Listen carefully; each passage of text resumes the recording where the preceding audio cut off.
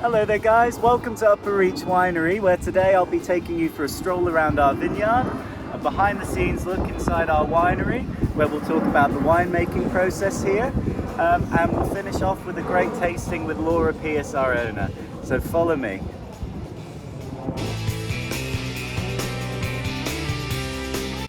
So we're called Upper Reach Winery because we're on the upper reaches of the Swan River. Now, we were established in 1996, and that makes us a relatively young winery in the scope of things here in the Swan Valley. Now, this historic region has been growing grapes since 1829, and that makes us the second oldest wine region in the whole of Australia. The property has approximately 20 acres on the vine, with 9 different varietals, giving us a great range to work with. When Laura and Derek first purchased the property, there was only about 10 or 15 acres of Chardonnay vines established. They then decided to take advantage of the Swan Valley's Mediterranean climate and plant different varietals which would thrive here, such as Verdelho, Tempranillo, and Shiraz. Many of these vines were grafted onto the original Chardonnay to ensure they had a great start on established rootstock. So between January and March of every year, it's an incredibly special time for us here at the winery because vintage is happening. It means all of our grapes are ready to be picked and they're there to make our delicious wines.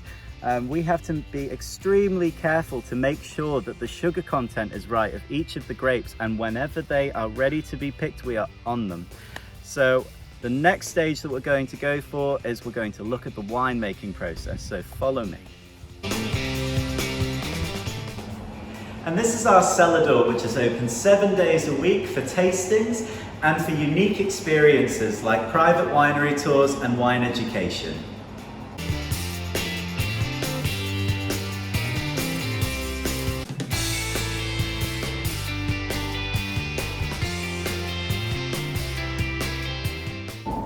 Now, these are the first machines that the grapes will see once they're hand-picked off of the vine. So we have the destemmer, and the crush, and the press.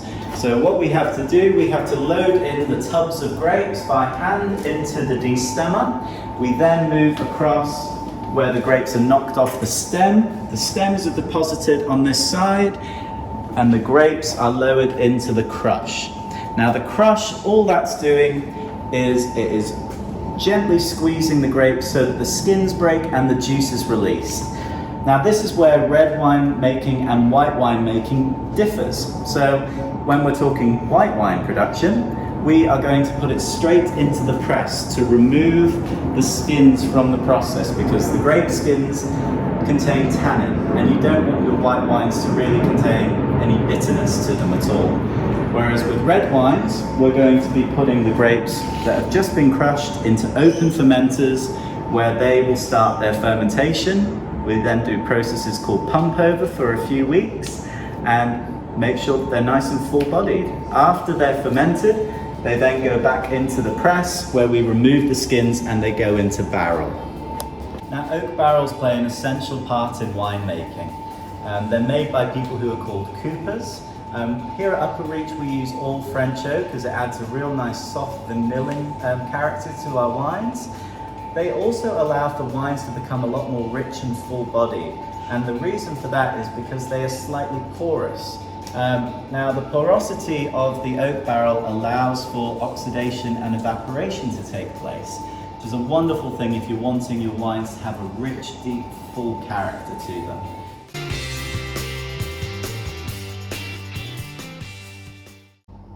Now, this is where the fermentation happens here at Upper Reach. Fermentation is an amazing reaction in which we are converting sugar into alcohol. And when the grapes actually are crushed and pressed, there is a lot of sugar there to deal with. So you need to convert that, so using yeast, into alcohol, carbon dioxide, and heat. An amazing reaction that can literally be done in 2 weeks, as it happens really in converting 1 part of sugar into 1% of alcohol per day. It's an absolutely amazing little process, and it's all controlled in this room. Like temperature, it is freezing in here right now because we're doing a cold stabilization. So let's move on to our tasting.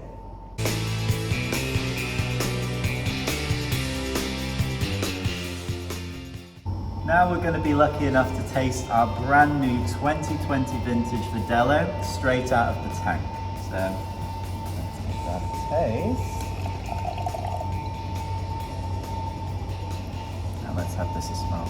Now this was really good fun to actually go out and pick. I was lucky enough to be involved in this vintage and it was really good fun. We thought the grapes were looking beautiful. That smells absolutely divine, really tropical. A lot of citrus and guava character as well. That is a beautiful little wine.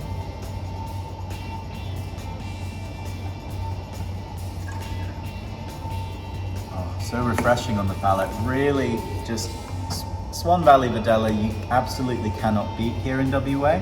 The acidity is perfect, it's an ageable wine, and honestly you could have this just on a beautiful nice hot summer's day. It is a stunning little wine.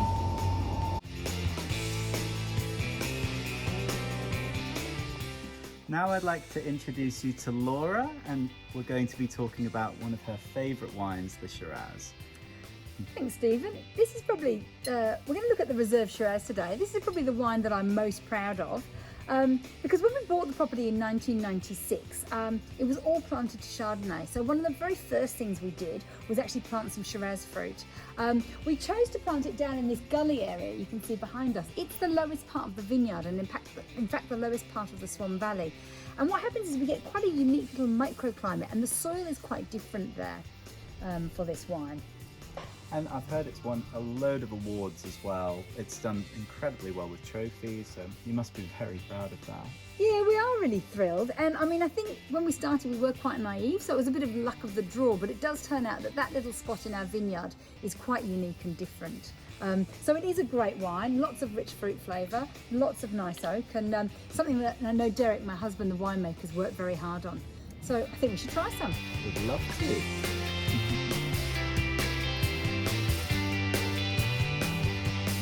Cheers.